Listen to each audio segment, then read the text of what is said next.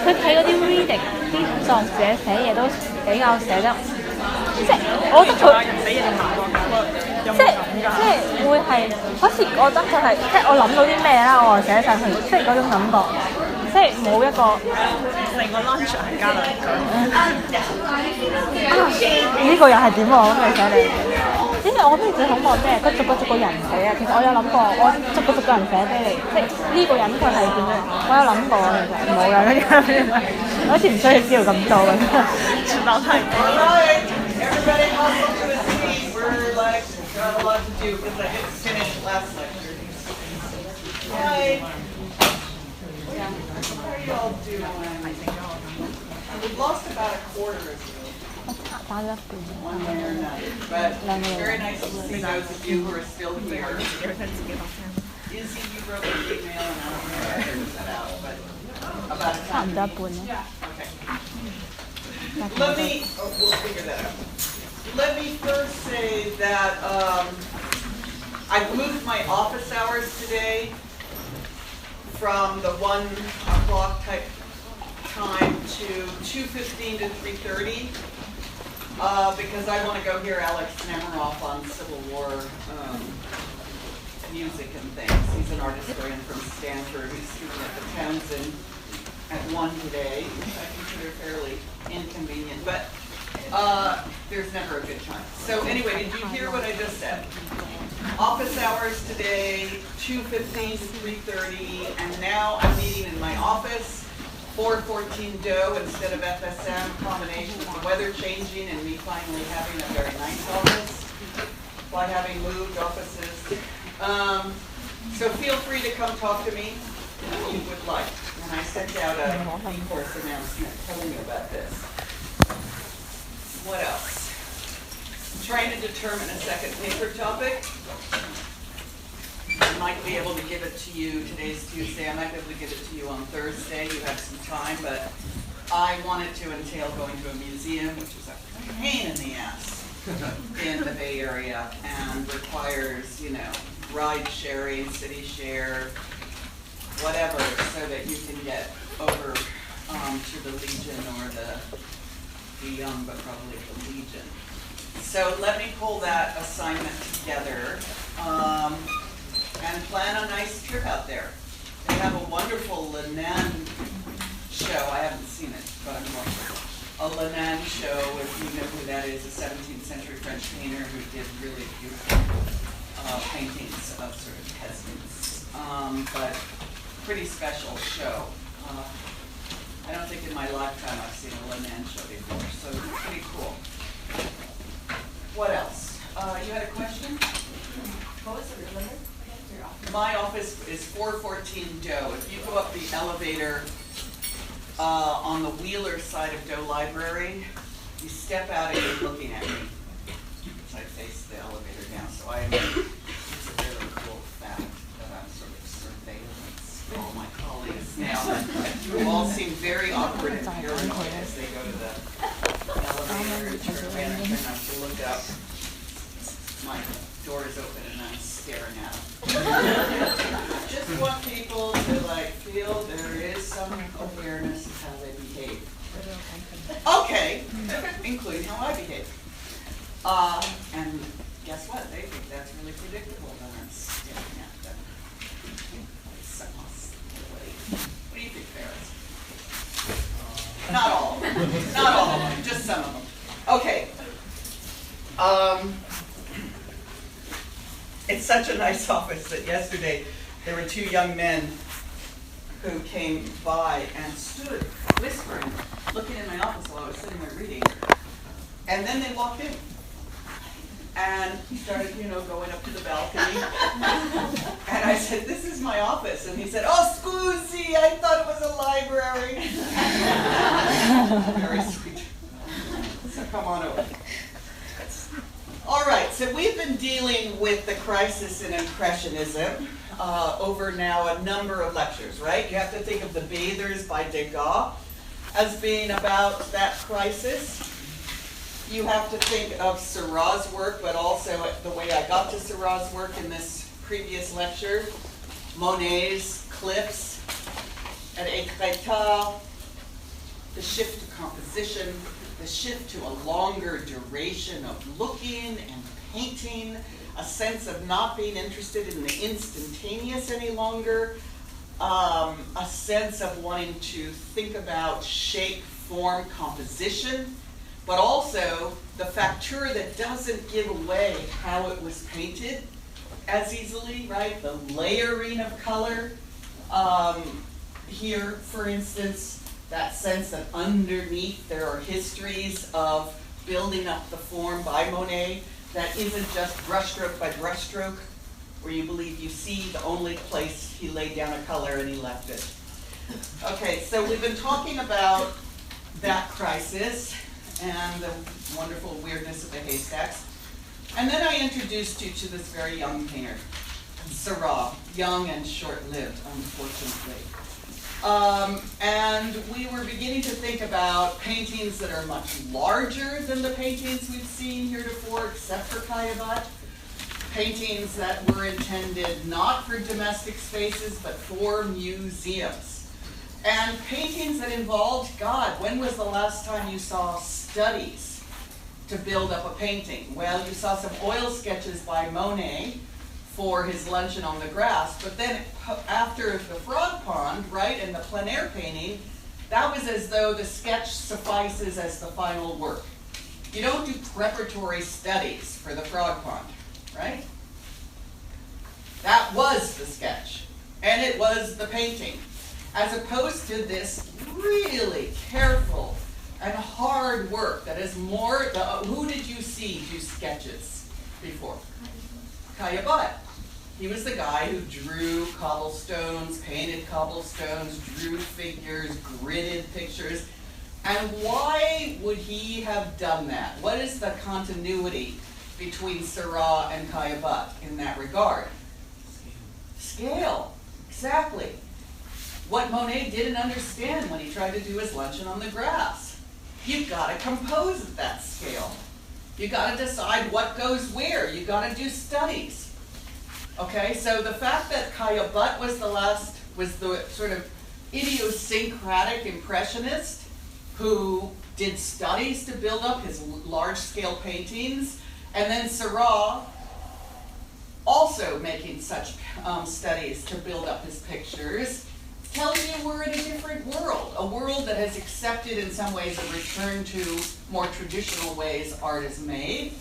And yet I think you look at Seurat and you say, something isn't like Jacques-Louis David, right? Something is not what it was to build up a history painting like a Boucher. Something is happening here that's sort of blunt and strange.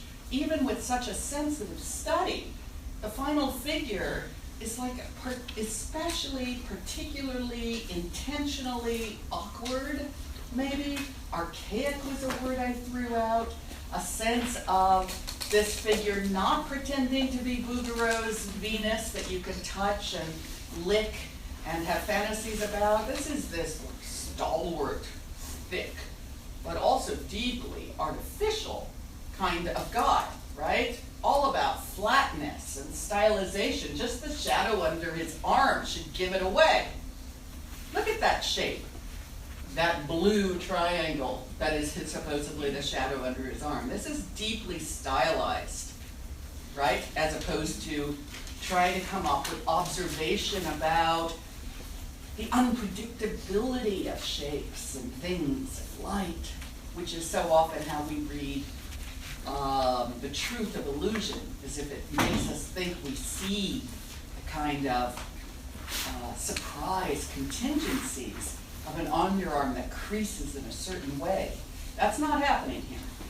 And we talked at length about La Grande Jatte, how it continues a project, large-scale scene of contemporary leisure with a bright, fairly bright palette, right? And it continues it, but it's so oddly unlike those earlier works. Well, we know Manet looked at early Renaissance stuff, I mean Renaissance precedents.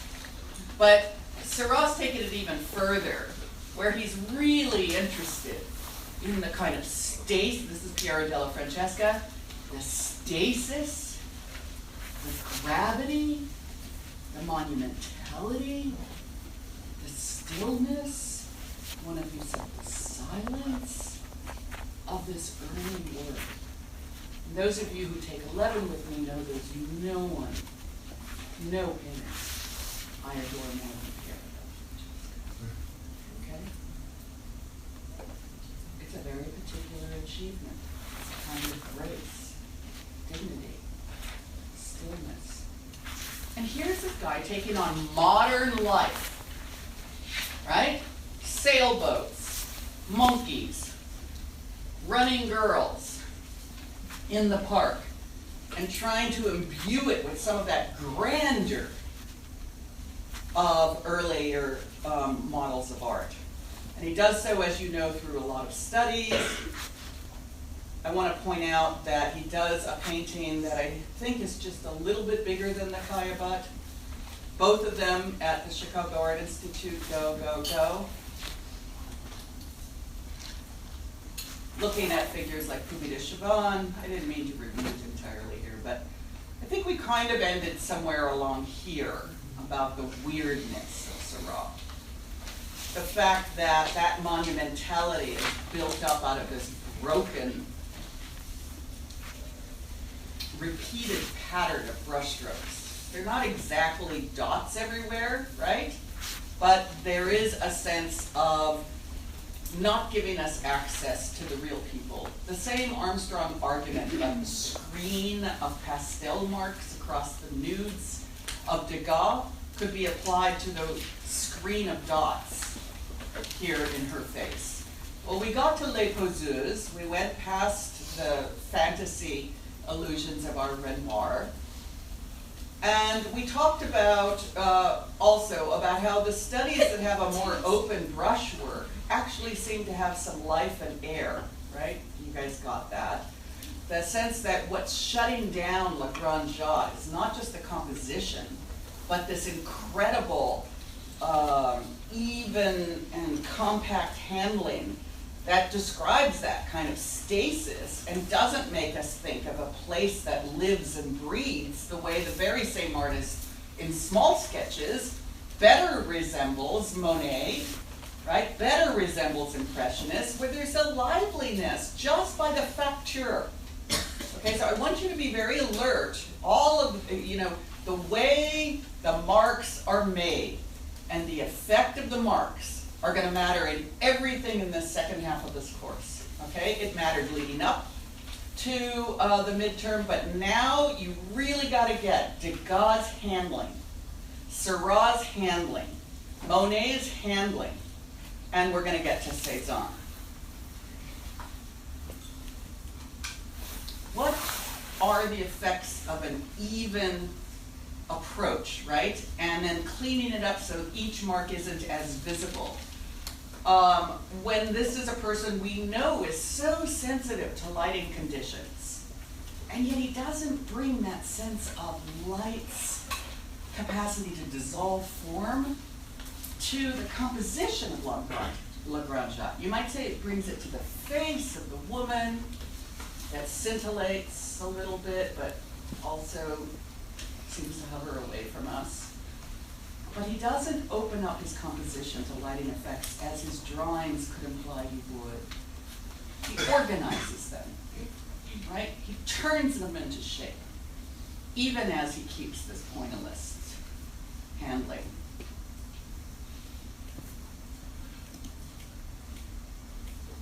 Well, we got to Les Poseuses. We got to what a strange and marvelous painting this is. A painting that is about what it is to make a painting. A painting that is about the nude, but the nude perhaps as laboring woman's body, yet a laboring woman's body that is so formalized into a back view, front view, and profile that it looks also like some neoclassical friezes. Right? There's a kind of stasis and sculptural monumentality to these women, even as he's signaling that they're working women. That coexistence is very complicated and hard to describe and account for. But it's as though he uses composition and form and shape to stand in for the kind of formal rigor of composition, even as he gives us details like the woman pulling up her stocking that are modern. That's a sense of, this is how, though we've been relying on the classical nude, in modernity we rely on particular women who put their stockings on and take them off. So it's like a coexistence, right? That's complicated. Both of these pictures, I might ask in a final, how do these pictures thwart traditional assumptions about possession of the female body? And you should be able to answer that. I think you could right now.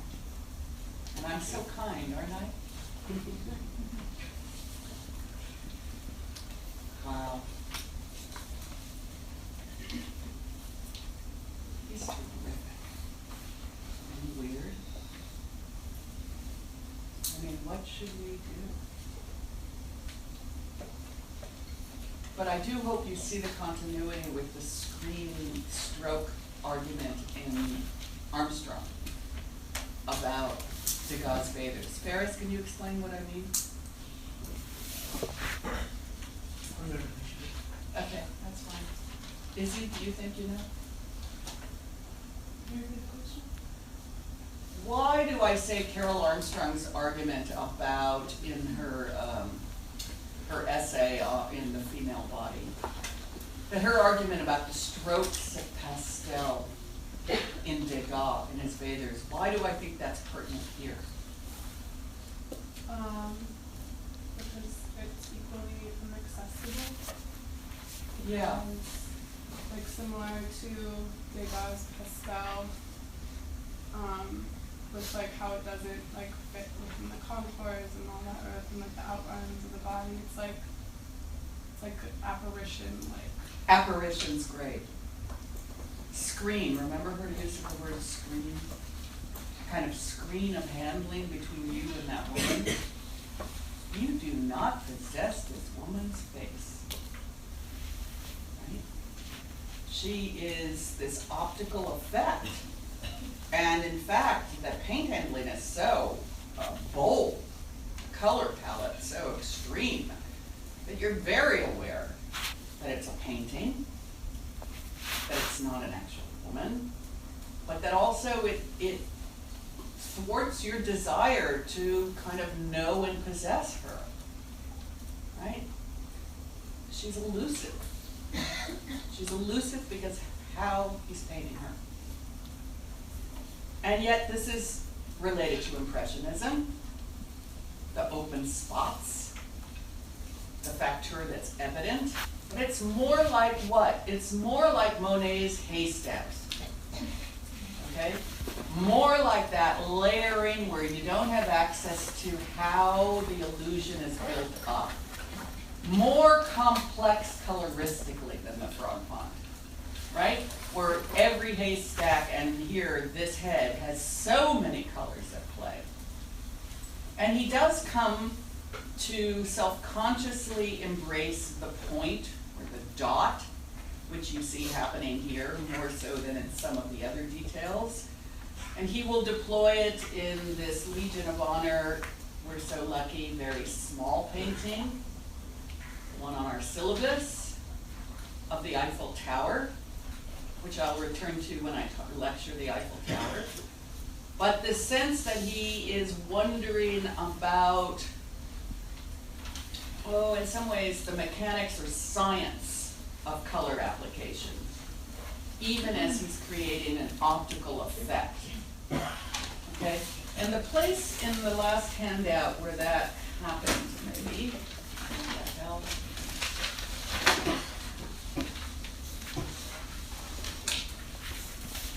I want you to ignore the Robert Herbert Saran, The Making of La Grande Jatte quote I give you as the second quote there, because it brings up symbolism, and I don't want you to even think about that word right now.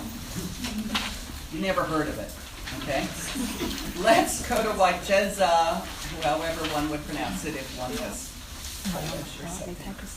his obituary for Seurat in 1891. He believed in the power of theories. That's important. He does, actually. Not just the odd. He wants theories. In the absolute value of methods, in the persistence of revolutions. Great was my joy in finding in a corner of Montmartre such an admirable example of a race of painters theoreticians who fused practice and theory. He wanted to make painting into a more logical and systematic conception, composition, and expression of the subject as well. Logical and systematic, write that down even if you don't have the handout easily at hand. I want you to get down that he fused practice and theory, that he valued the logical and the systematic. First of all, he had analyzed color. He wanted to know why certain combinations of colors produced an impression of joy. And he made, with this concern in mind, a sort of catalog where each nuance was associated with the emotion it suggested. In its turn, the expressive power of lines seemed to him to be a problem that could be given a definitive solution. For lines, too, have in them a secret power of joy or melancholy, and all painters know this intuitively from the use they make of it. So, do you think Monet or Renoir could ever be championed in these terms? Notice how intellectual, abstract, and cognitive are these values. The systematic, the logical, the theoretical, the kind of laws, the notion of a solution. That's nuts. Solution? Solution to what? Are we talking about painting? Painting is not a set of like rules. But here seems to be Seurat very, very intrigued by the idea of becoming methodical. So you won't be surprised by this picture by Seurat, some of his late works. We're looking at Shahud, which is about 4.5 by 5.5 feet. And on the handout I said, look at the, see they got at the ambassadors and also some posters I'll show you in a minute. But whoa, this sure is stylized, right? This is becoming, if we thought Le Grand Jacques had sort of little toy figurines, here is not so much that we even believe in them. Now they're not even three-dimensional. They're rather two-dimensional sets of patterns. But if you're a guy who's trying to figure out the science of emotion, what does he think he's offered us here? What would you extrapolate from this, given the subject and how he paints it? What are some of the laws he's relying on here, according to him? Come on. Dumb observation. Yeah. It's very warm colors. Okay, warm colors. Great. Next, what about line? Yeah. You follow the line of the legs, so it's a very open. Line of the legs, so it's open and big. Is that what you just said? Yeah. Okay, what are some of the other descriptions of these lines? No. James. I went through Jason and John, but I knew I wasn't there yet. Not the first letter. Yeah. The curves of the lines. What are they like? Expression of joy. Great, because what are they like? What are the curves like? Seashell. Huh? It's like shell. Like a shell? Yeah. Yeah.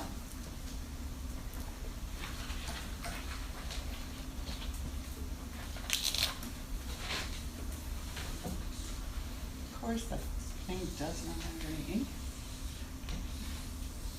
How do we describe that? Golden ratio. I would put an arrowhead for you to see that. Upward! Oh. Oh my God, if it's pleasure, if it's entertainment, if it's leisure, you move up. The line up is joy. The colors of joy are warm yellows and reds. Okay, it is unbelievably formulaic. Right, compare that to Degas' open-ended kind of interest in what's surprising surprising at the ambassadors? What's chaotic? What's dynamic? What's improvisational?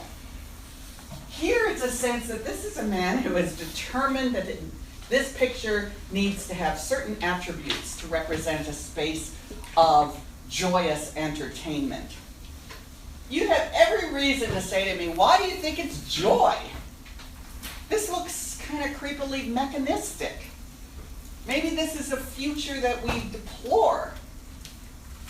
Well, I think that's viable as your personal response. But for Seurat, he was seeking out a kind of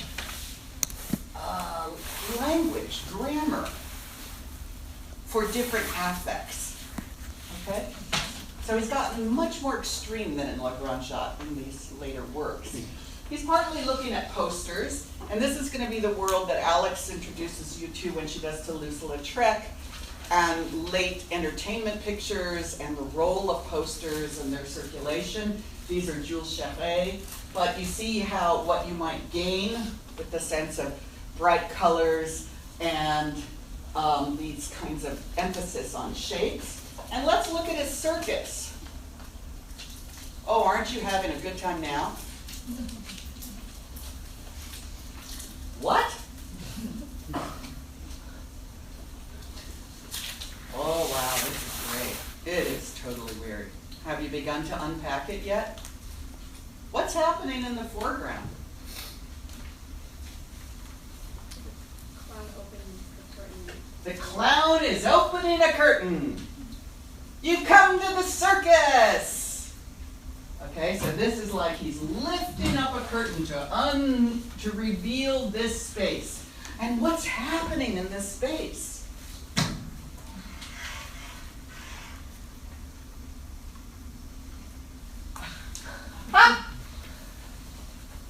Just focus on the woman. Has this taught you anything? Arrows up. Big, wide curves, arrows up. In yellow. Okay, she is supposed to represent something joyous. Okay? Happiness at the circus.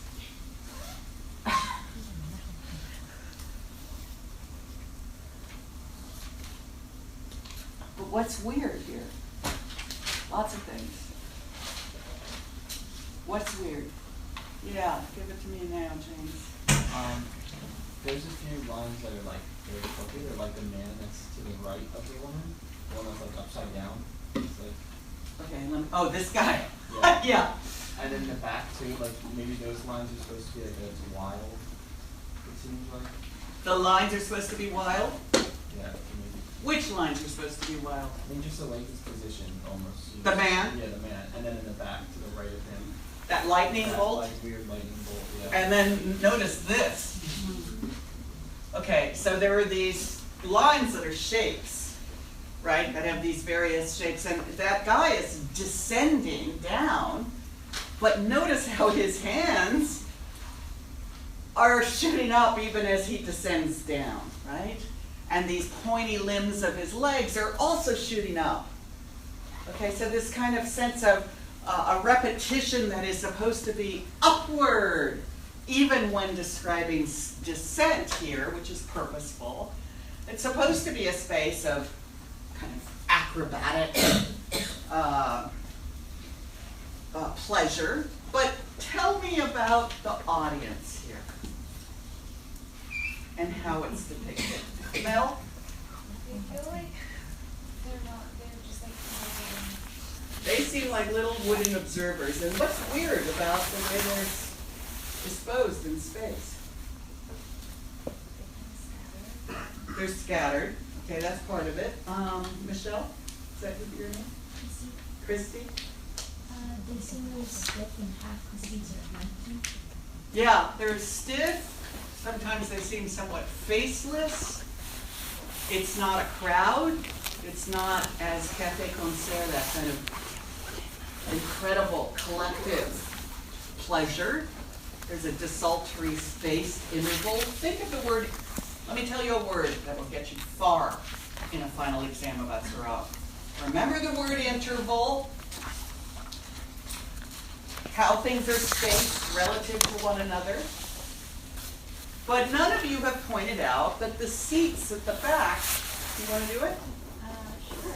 So, the perspective is weird because the shape of the ring is like circular, Exactly. and the people at the top are just like faced directly towards us. These are absolutely parallel lines, right? As though the seating doesn't go around the circle. So there's this kind of grid that they're in that doesn't conform to the spectacle that's supposed to occupy this circular space. And notice, by the way, that the negative ground can rise up, flatten out, that there is an emphasis on shapes. Look at him. Man, is he stylized. Man, is he fantastic and strange. And he, by the way, do you notice all those upward tips of things? His hat, his nose, his chin. Okay. And yet, what is the effect overall? I think the effect is that it doesn't succeed in conveying joy the way that a Degas Café Concert might make you think, I'd have fun there. Right? It is so oddly stylized. And by the way, he's now painting his frames with a dot pattern, trying to keep the science of color operative, that it's the complement of this deep blue to the yellow that'll be part of the effect. There is this, he's a young man and who knows where he would have gone. But there's an effect in these late Seurats. He's really striving for scientific solutions without relying on the kind of improvisational, embodied knowledge that a Degas would bring to such a subject. He really thinks that maybe yellow and blue and upward turns can represent an affect that he's trying to create in an image of the circus. But we need to add to that, and I need to keep going because Jesus, I'm supposed to go through Cezanne today. Joke.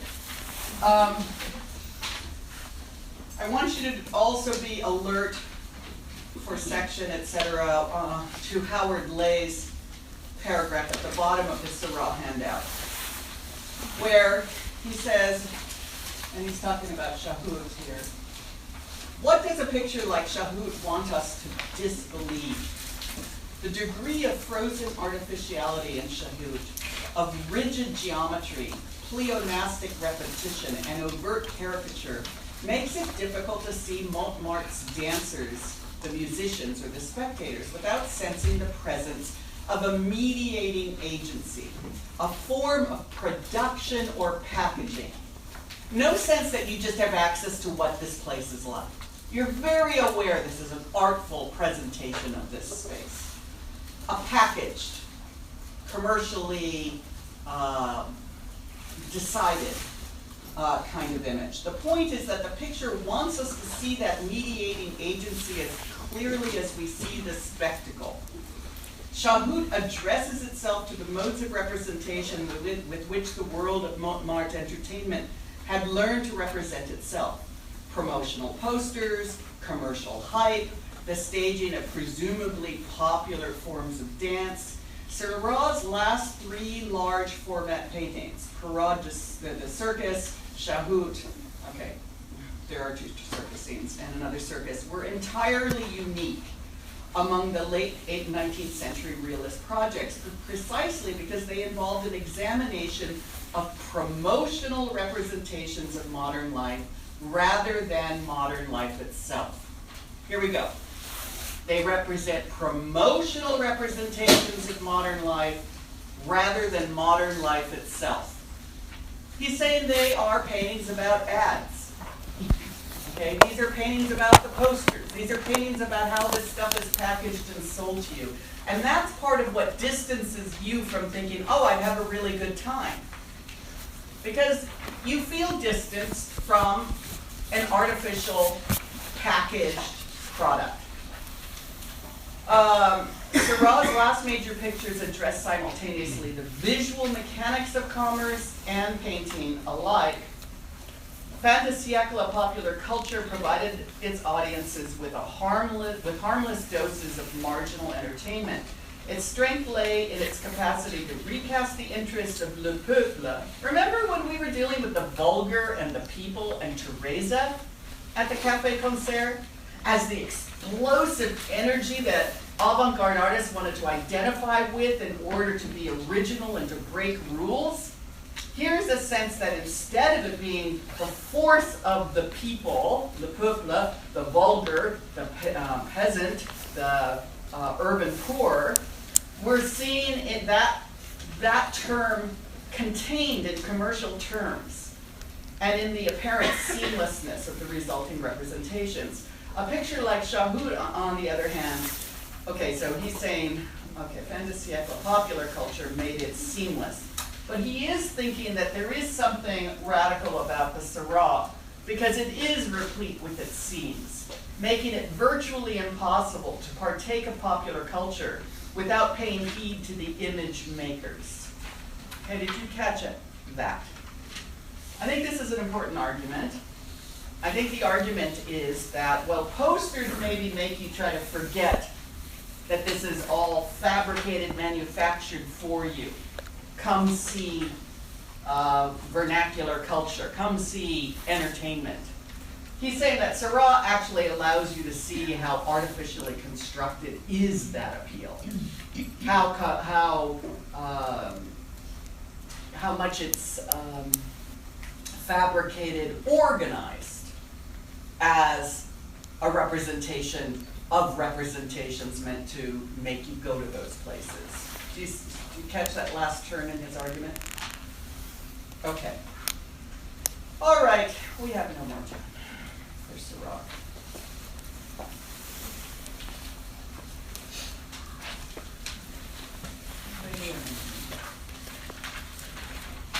And weird. And as far as Monet with his pulley in the backyard of women in the garden, far away from that as we can get, right? So let me get Cézanne as a villain.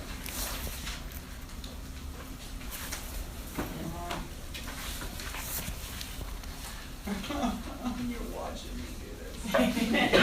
I don't, in my seminar, I can't get my things projected onto the screen, but in this, somehow it happens. And I'd rather have the privacy, frankly. As if privacy happens anymore. You want to see a picture of what I ate this morning?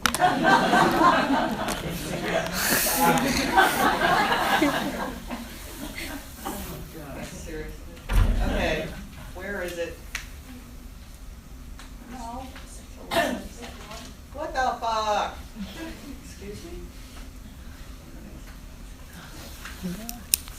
Cézanne de Picasso, that's freaked me out. That's the difference of 11 in this course, at least. I'm not getting Picasso today as well. Cézanne, I put. Feeling, seeing, and painting. I don't think I have that in the syllabus, but with Cézanne, we're suddenly needing to have a two-part lecture. Let's see if I can give it to you. Oh my God.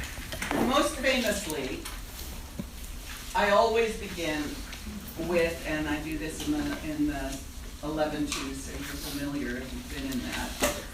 I always begin with this Maurice Denis, homage to Cézanne painting of 1900, to make you understand how major, venerated, monumental is Cézanne's work in both its impact on other artists of the period, but also in our art historical literature. Harvard had an opening for a junior 19th century specialist, and I believe 5 of them gave talks on Cézanne.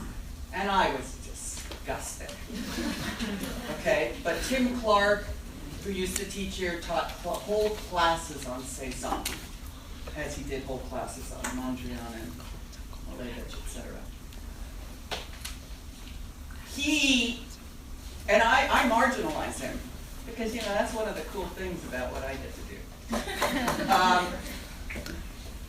He's huge. And he's huge because he's really interesting intellectually for art historians. And he was really interesting for artists as well. And the fact that this is a still life surrounded by men, and these are portraits of contemporary artists who are paying homage to Cézanne and paying homage to what should seem a fairly humble picture, a still life, as though it is the altar of modern art.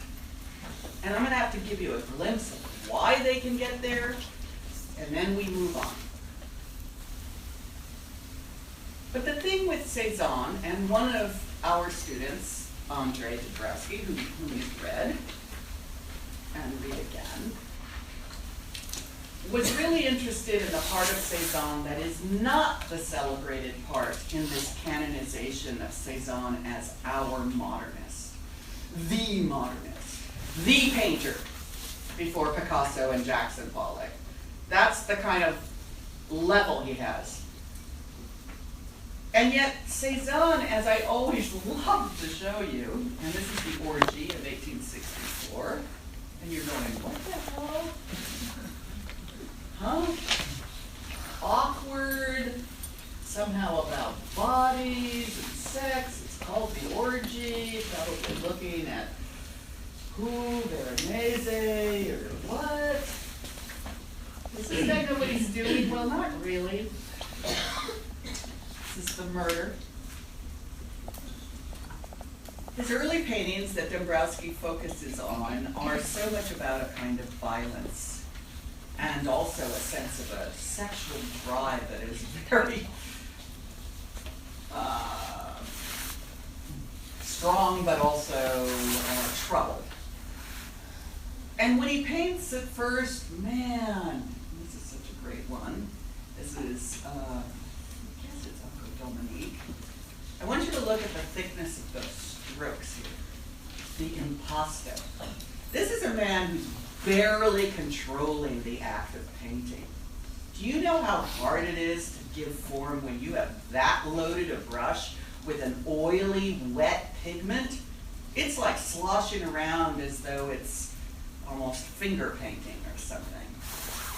And the paintings are crazy, okay? So here we have his luncheon, okay, compared to Manet. Now I'm going to talk about these pictures for a few minutes, but what I want to first say is what I love emphasizing, that Cézanne is a great inspiration to those of us who are slow starters. So while you love Géricault and Seurat as prodigies, damn, look what he did. He was only 16, Bernini. Artemisia's 17 when she makes that. Oh my God, these guys, can you believe how shitty you feel, how untalented you are? If you are over 16, it is too late to be a prodigy, guys. Okay? We have magnificent early achievements. Géricault, one of my favorite. Oh, not Cézanne, man, he is struggling. He doesn't know what he's doing, is the way I would say it. And I say here that he quits the law. He was a childhood friend of Zola. He was a student of law because his father was against him being a painter. But at the age of 23, he quits the law. He goes to Paris to study art. He meets Pizarro, as I'll show you. He returns discouraged and enters a bank. How does this sound? Does this sound possibly your future after your BA? Hang on.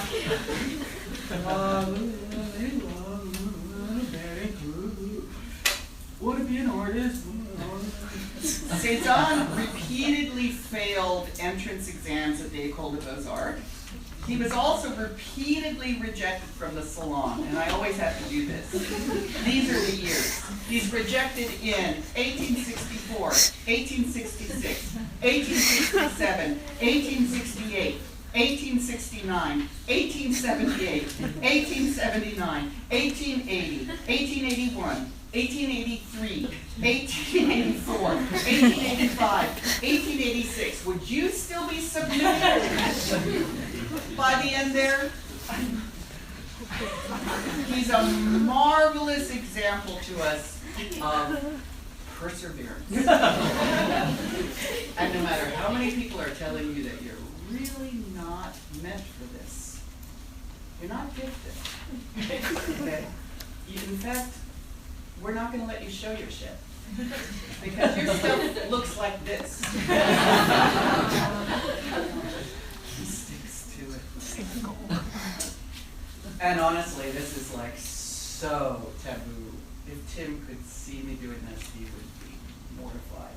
Turning Cezanne into a laughing spectacle. But god damn it, I cannot pretend this is a better painting than it is. It is a weird painting. It is a painting you might not forget in your mind's eye. But you won't forget it because it in so many ways resembles like a dream life. Right?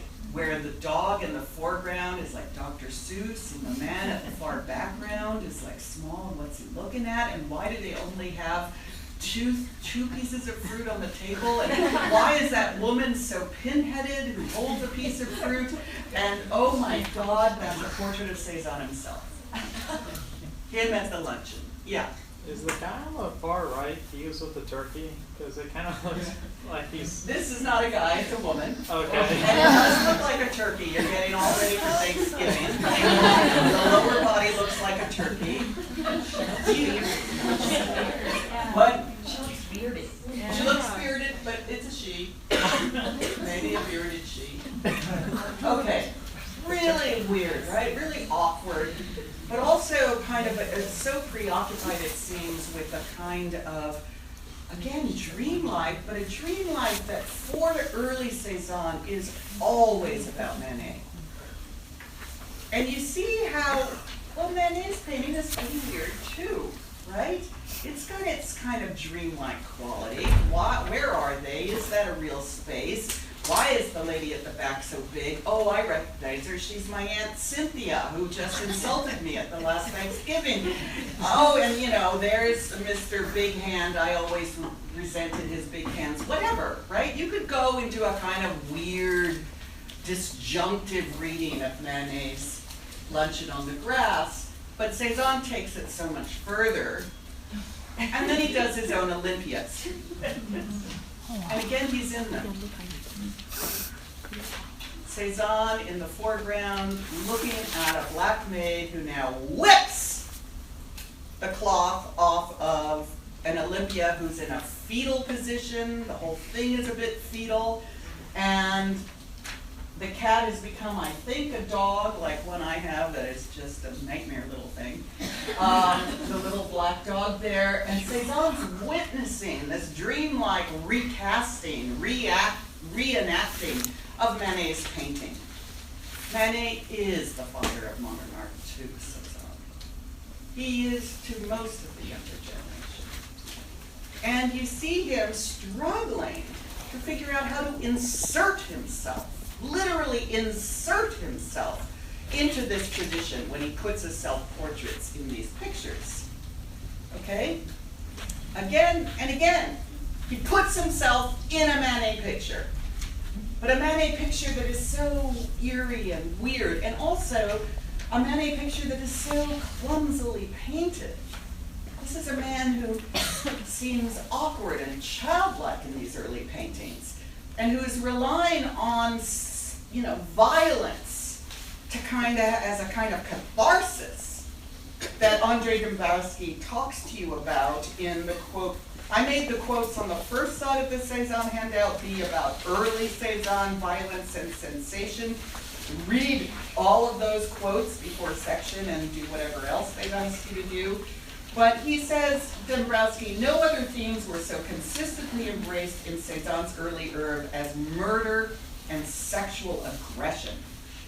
Violence, here's key. Violence was the vehicle for Cezanne's emergence from the shadow of Manet and the early Impressionists. Murder offered Cezanne an anti-aesthetic subject, one that paralleled a transgression of the law with his flagrant violation of the artistic and even the avant-garde standards of the moment. But just as important, the topic opened onto the most defining problems of Cézanne's early works: the conflict between ethics and aesthetics, nature and culture, freedom and constraint, the anxious and often violent origins of human agency, and creativity, the traces of the primal and pre-cultural in modernity, the uncontrolled and uncensored elements of experiential immediacy. Murder for Cézanne was a highly charged scene in which the fraught binary of nature and culture exploded into modernity. Modernity's most blatantly atavistic signs. Atavistic, primal, primitive, we could say also atavistic for any kind of scene of a kind of uncontrolled, a lack of control in modernity. So something that's so anti-modern. And so this should be seen, even though some of these pictures are quite early. These should be seen as pictures that are deeply critical of the Impressionist project, or at least incapable of joining in these early years, right? Instead of observation and a kind of, I mean, think of how Monet now is coming off in this course more and more as the kind of level-headed neighbor you'd like to have, compared to all these other cases, right? He seems so silly and so naive. Damn, he didn't have this shit going on. Well, how would this shit manifest itself in a neighbor, right? Okay. Okay, I'm going to move on, but finish reading it. But notice that he's arguing for a way in which Cézanne is really struggling to imagine an alternative to Manet. Okay? And the Meyer Shapiro I've assigned by a great canonical art historian tries to describe him as having kind of fundamentally problematic relationships to other people. And the quote at the beginning of this side of the sheet says, gives Cézanne's, "I have strong sensations." It's like, I don't just see a ripple like Monet. I see rape. I see murder. And when someone knocks me down on a stair banister, it freaks me out when they touch me, according to Shapiro. Okay, so we have to deal with early Cézanne. And this is the guy who's being rejected like crazy. And then we have to figure out, how does this guy, and I don't think we fully have, I don't fully have a good account of this. How does this guy become this favorite modernist, formalist painter? The painter who makes painting be about painting itself. The guy that Greenberg, Clement Greenberg, as the modernism's art theorist about every medium has to start to become about itself and what a painting can be. Okay? Greenberg, like Pollock, like Picasso, like so many modern artists, turned to Cézanne as this extraordinary formalist. So where did we get there? By the way, this is a stupendous painting. I love it. And I love it because it's like it barely comes into form, because I know how slip-sliding away it would be. And I know if I was painting it, I'd cross it out. Letting it be is part of its achievement. Letting any of these paintings be, that's part of their achievement. Well, how it happens is he starts to paint next to Pissarro. And I'm going to give you a whole lecture on Pissarro later. But this is his House of the Hangman from 1873. The modern Olympia was 1873, so this is simultaneous. And it's about him turning to landscape instead of human beings. And turning to landscape instead of Manet and figurative painting. He will end up, as I'll show you probably, I may not get there today, but he will end up returning to the human figure, but once he's mastered some kind of control over the process of painting. And it's the plein air project that helps discipline him. So while we've been talking about plein air painting as a kind of space of freedom, right, improvisation, contingency, you know, Cezanne really needed to just look at some things and try to paint them, okay? He needed to not show us what he was thinking, right? And he's painting next to this guy, Pizarro, whose Red Roofs is a key little tour de force piece in Tim Clark's painting on Modern Life that you've read. And I put the quote, Tim, on this painting, like on your handout, about 3 times so far. I haven't quite ever gotten to discussing it, but I want you to eventually read it and discuss it. But let's start with the quote at the top by Maurice Denis, the guy who did homage to Cezanne. It is well to remember that a painting before, so the painter writes this, he writes articles too. It is well to remember that a painting, before being a battle horse, a nude woman, or some anecdote, is essentially a plain surface covered with colors assembled in a certain order. Greenberg would dig this. I'm sure he did dig it, he probably quoted it. I just don't know all of his writing well enough to know. But painting is not about its subject, primarily. First and foremost, it's about being a flat surface covered with color in a certain way. Painting is about the medium itself, but what you can do in painting. It's not about the battle horse.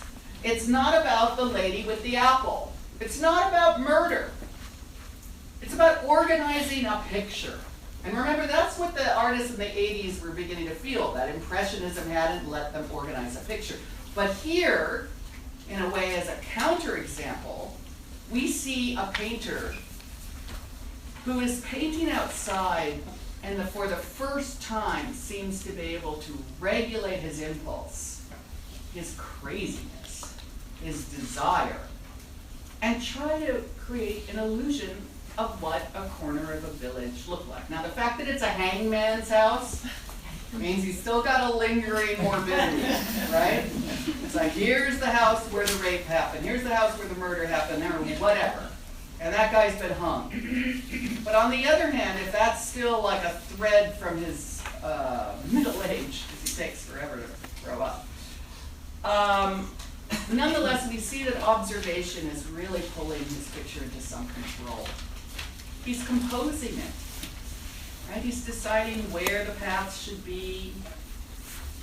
His paint has gotten thinner right away. It's not that oily gusto of his impasto in Uncle Dominique or in The Murder or in The Orgy. Look at how this paint, if you can see it at all, it's far drier. There's like scumbling happening here. He's letting it slow down. Because there's nothing like oily paint loaded on a brush, just slip sliding away in ways that for him were like, rape, murder! Okay, now as he's observing, he's got a much drier brush. It doesn't seem to be as loaded with oil. And he's laying down form that takes some, creates some power of representational impact, but also order. So the paint is thin, it's become drier, and the composition is more orderly when he starts to look. Here is Pizarro and Cezanne next side by side again in Pontoise. Cezanne's at left. And you see that, like in Red Roof with Pizarro, and I am going to give a whole lecture on Pizarro, there's an interest in Pizarro and a confidence, really. This guy was the other person you'd like as a neighbor. Pizarro was a very lovely man, and also a radical politically, but genteel as a person, really, with a big family and generosity to other painters like Cezanne and later Gauguin. Okay? His impulses are not rushing away from him. He's got patience. And he's willing to take the risks of these trees in front of villages that create some chaos, and yet he brings it into a compositional form, right? It's a painting that totally takes the risk of falling apart. And yet he sticks to that observation and allows the tree to block the hill and the structures just as he had in Red Roofs. This is a painting that totally succumbs to sensation translated into pigment in ways that are not about laying down what you know in advance, right? It's not about drawing a cube for a house and a hill and a tree with a big thing on top, okay? It's not about the templates we know. Rather, it's about looking in ways that sometimes the roof seems higher, sometimes it seems lower, that sometimes the color pops out, sometimes it seems to recede. We build the houses behind the screen of trees slowly, as he did, rather than, we can see Cezanne kind of more self-consciously about structure, about geometries. Even as he's out there doing plein air painting, he's not going to have those trees take over the buildings on the hill, right?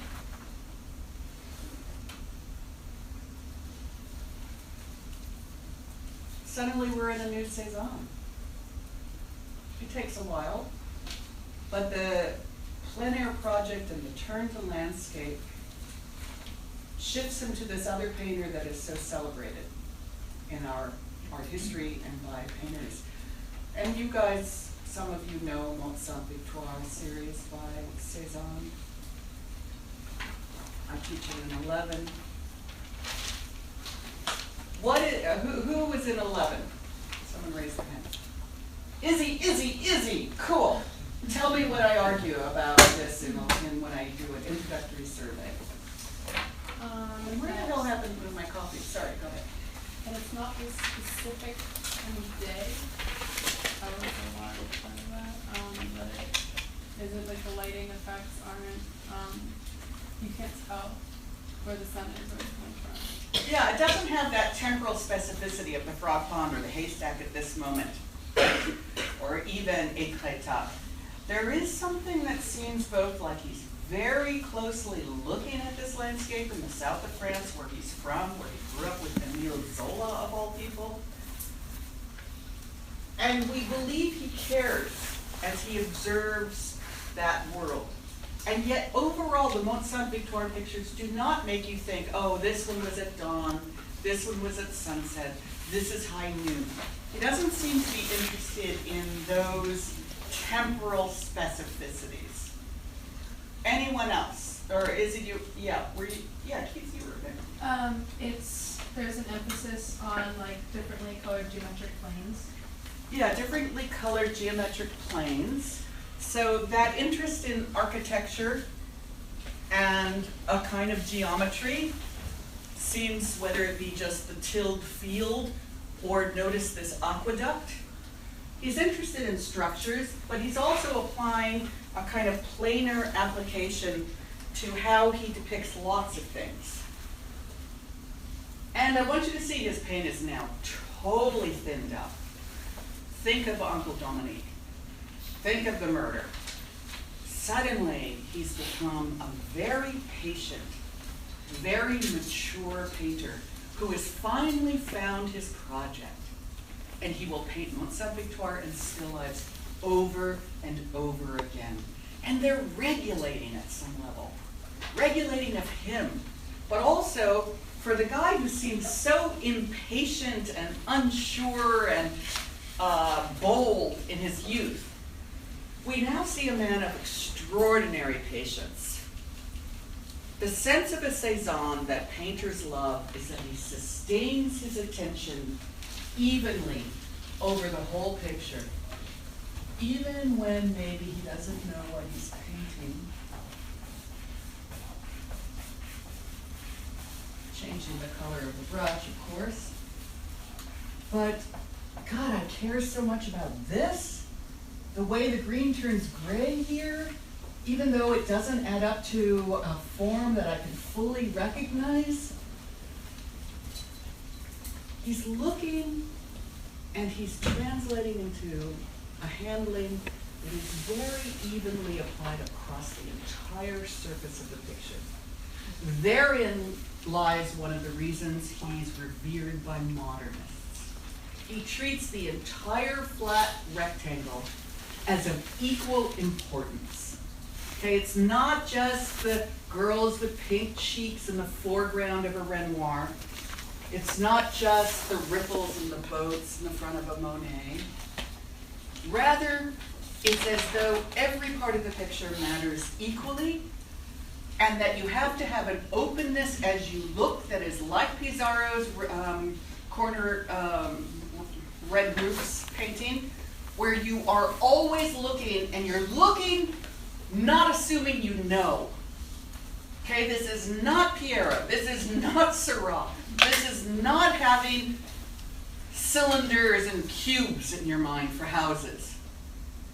This is imagining that looking is this incredible complexity across the entire field. So this is why we rely on, I think Cox helps us, but let's look at the four things I put under Cézanne's discrete brushstrokes reveal on the back. I argue, and this is a summation of extant literature, that what his discrete brushstrokes reveal is, one, the explicitness of manufacture, right? The fact that it's a made thing. And I'm not hiding how the making of it. Two, the equality of attention across that rectangle that is the painted surface. Three, the tight ordering of the surface. Here, very much betrayed by the way the tree rhymes with the hill, the edge of that formation, right? The sense that even branches somehow suggest a kind of orderly composition. And finally, the deep, naive reaching out to things of reality. Cézanne would not be the great painter he is if he just decided, oh, I got it. This is it. This is my painting now. And I can go in my studio and I'll just make a whole bunch of these. Okay? And I will just continually, okay, I'll pretend it's a house, I'll pretend it's a tree, I'll pretend it's a hill and a sky. Got it down. Let me make 20, send them to my gallery in Paris. No, this man hikes out with his white beard, plods out, finds the place on the hill, and believe me, art historians have recreated where he was sitting. I mean, really, art historians can be such small-minded jerks. But in any case, went to actual places and started looking again the next day. Okay? And made painting after painting with that intensity, that integrity, not to be sloppy, not to fake it, not to be hasty, but to be cautious and careful. The guy who did the orgy and the murder, what's going on, right? And notice how that tree kind of anchors the composition at left,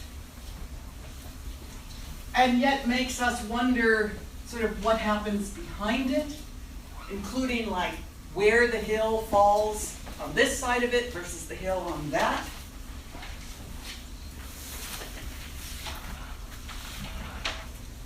Oh, and the aqueduct is helpful. Do you know how easy it is to paint an aqueduct? We all could paint an aqueduct, right? What do?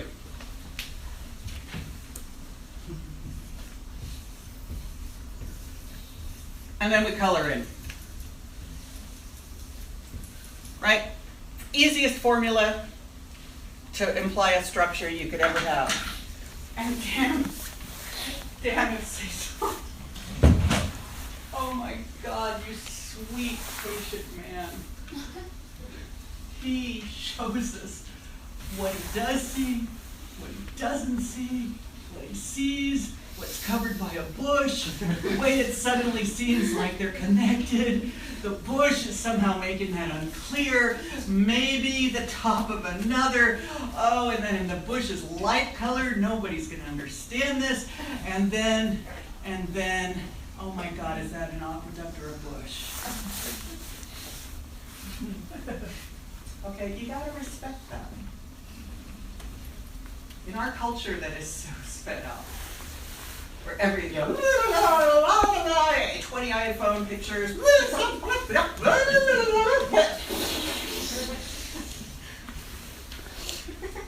One of the cool things about art history and painting slows you down. And nobody slows you down.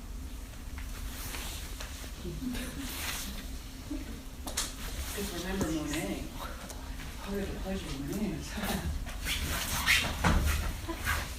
I love painting, and it's so fast. Right? And Cezanne, the labor, take seriously the labor. Okay, let's see.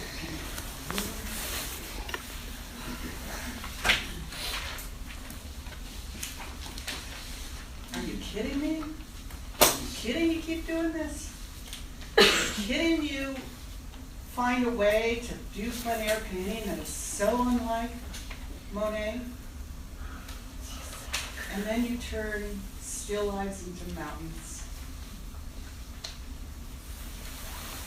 And famously, the Cezanne, this is a cheap way to give it to you. First of all, what the hell? Chair leaning against floor that lifts up. Edge of table, white cloth,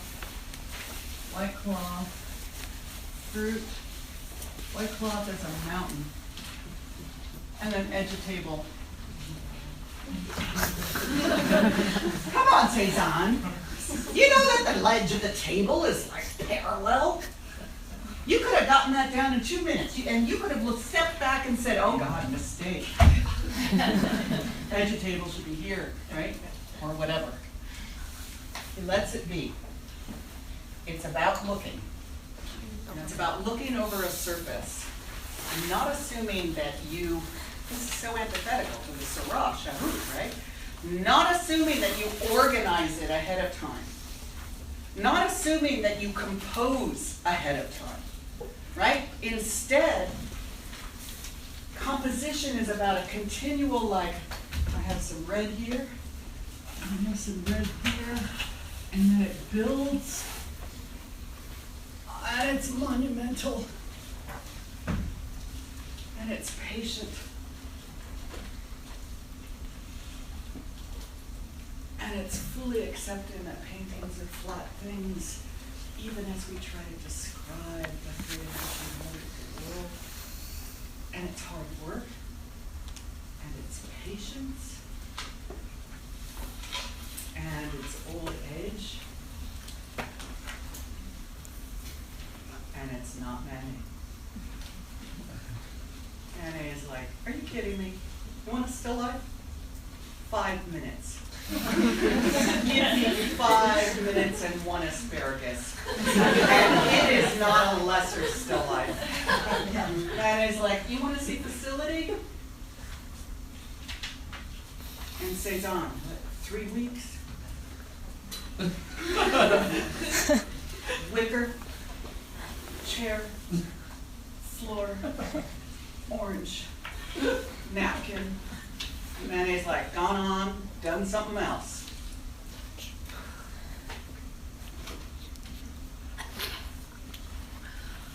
So the kind of spatial weirdness, the flattening of the picture that he's famous for, is part of what becomes revered by modernists who say, here's a painter who accepts painting as a flat medium and manages, but what I want you to care about in Cezanne is that it isn't just making this shit up, okay?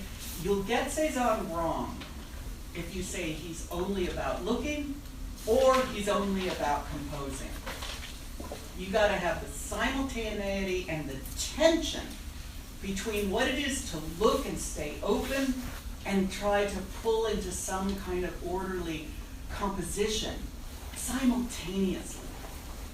That's the trick that Cezanne does. That's why he's revered. As much as Manet was the father of modern painting in the 19th century, you don't see a bunch of people at the beginning of the 20th century around this picture. This picture still seems like it's about illusion. And though it admits that it's just painted, and you can see the strokes, it implies a particular asparagus at a particular time of day on a particular table, done in a particular amount of time that you can reconstruct from just the speed with which it seems to be painted. Cezanne, I made up 3 weeks? Did this take 3 months? Did it take 6 hours? Did lighting change in that kitchen? Do we know what time of day? Do we know what season? Maybe the fruit?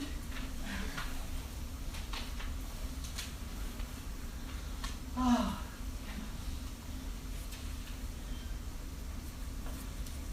Guess who really cares about it? Picasso and Cubism. Okay? That's where you go next in the search. But here, I get to show you that he actually returns to the human body. And he does some nudes. And they're no longer killing each other. And they're done a little more slowly, a little more monumentally.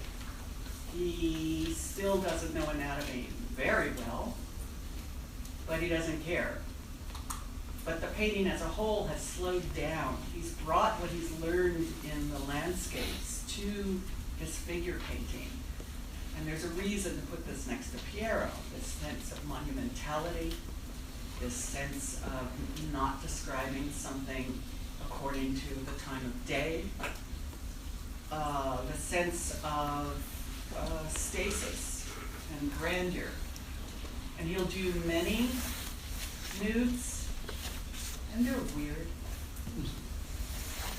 I mean, that figure at the far left is not that far from some of the distorted folks in the luncheon, right?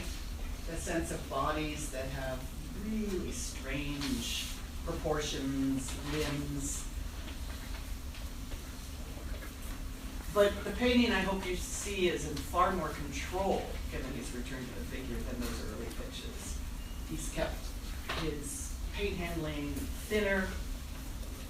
He is describing weirdness in ways that make it rhyme. He's treating human figures potentially, when some have argued, like apples on the table, as a kind of still life. You know, very, very unlike this Basile. But let's remember, still these cohorts of naked bodies. And he will also look at women, and this is the big bathers in the Philadelphia Museum of Art. And they're weird. You kind of get where Picasso comes from, right? I mean,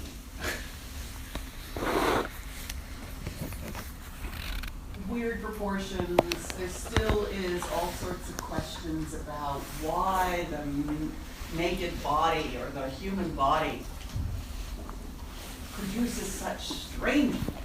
He doesn't seem to be freaked by oranges, apples, mountains, and aqueducts, right? But as soon as he's doing a human figure, there's something else at stake.